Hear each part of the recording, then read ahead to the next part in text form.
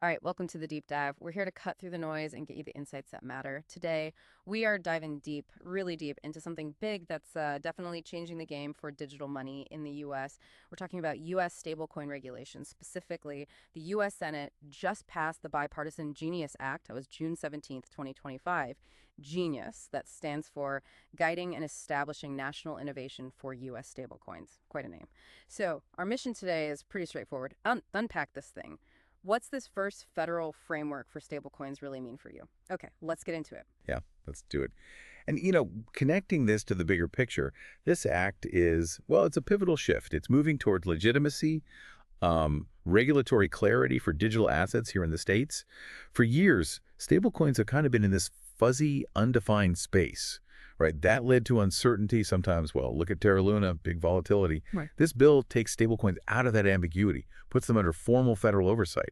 That fundamentally changes how people and institutions see them and use them. It's basically the U.S. saying, okay, we're serious about this part of the digital economy now. That really does sound like a major turning point. Okay, so let's drill down a bit.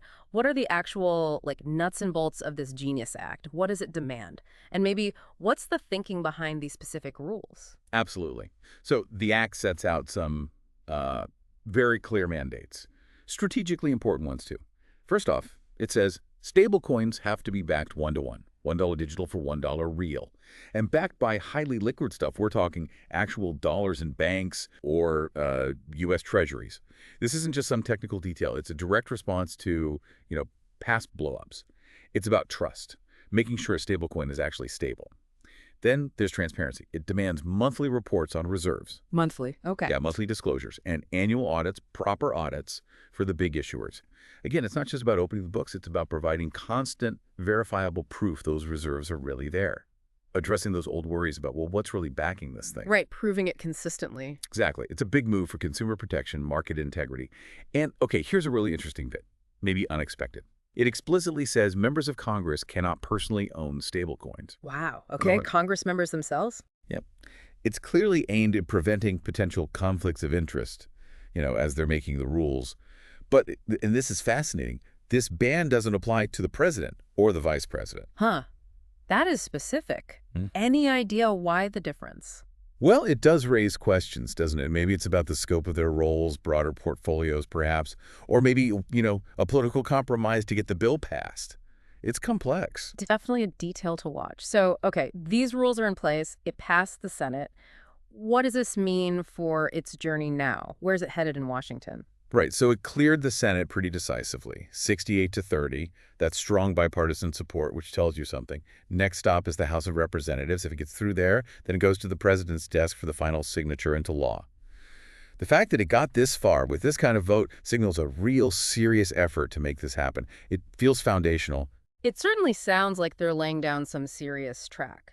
So, for our listeners, thinking bigger picture, what impact could this have on the whole digital asset world? Is this the moment stability really kicks in, or are there maybe hidden challenges we should think about?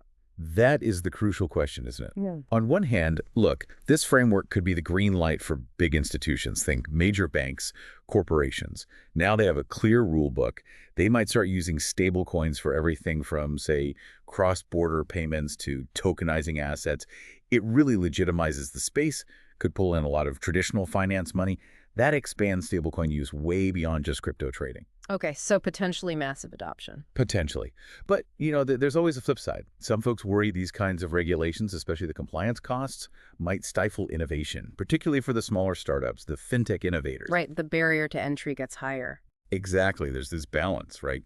You want trust and safety, but you don't want to over-regulate so much that you kill off new ideas.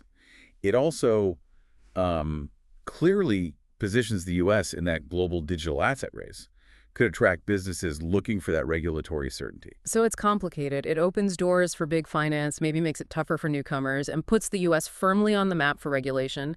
This Genius Act, no doubt about it, feels like a landmark step. Clear federal rules for stablecoins, a big move towards stability and integration. Absolutely.